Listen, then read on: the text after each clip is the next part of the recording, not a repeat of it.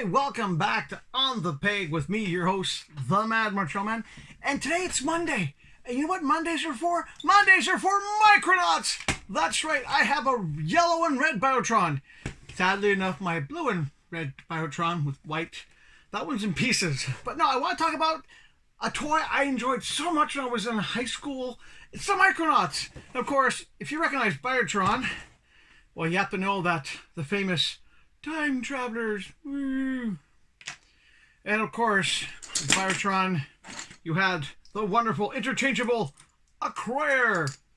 Came in 3 colors: green, pink, and I don't have a blue one anymore, but there was a blue tinted one. Yeah. Now, unfortunately, this is all I really have left of my Micronauts that are intact, because there was one problem with Micronauts. These wonderful toys that were so great to play with.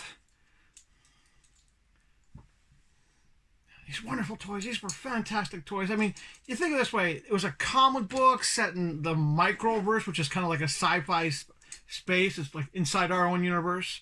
You know, they don't age very well. And it was just one of those fun toys. Of course, you had the space glider. You know, a little bit of action there. But there was a problem with these guys. Yeah. On these you don't see too often anymore. These came with the Acquirers. Acquirers! It's Monday. I'm tired. It's cold. These normally get lost. I still have a couple. Now, there's also the Faroe, which was one of my favorites. And to show you how much it's a favorite, I've actually managed to keep this Faroe in as close to near mint as possible. These were fantastic toys. I know in Japan, I think they still make them under something else. They were actually originally a Japanese toy line. Came to the States. Marvel did the comic book called The Micronauts, which is still one of the best comic books Marvel ever produced. And another company picked them up afterwards, but there's some characters I couldn't use. But the Micronauts, to me, were one of the greatest toys ever. But there is a problem with Micronauts. I know. The problem with Micronauts is they don't age well. they get this. These see-through plastics. They get discolored, and they were extremely posable. That's the problem. They have metal joints on plastic, and eventually these things wear off and they break, or they just lose their tension. So in some ways, they're a great toy if you can find them.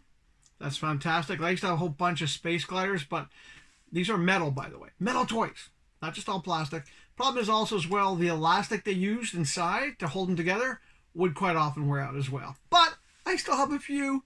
I still love them. If you ever find Micronauts in their packaging, let me know. That's hard to find nowadays. The originals. I know if I went to Japan, I'd probably find the other ones. But if you ever see Micronauts, I do recommend picking them up. Once more, thank you for watching the show. Like and subscribe if you don't mind, or subscribe and like, however you want to look at it. And I will see you next time on the Peg.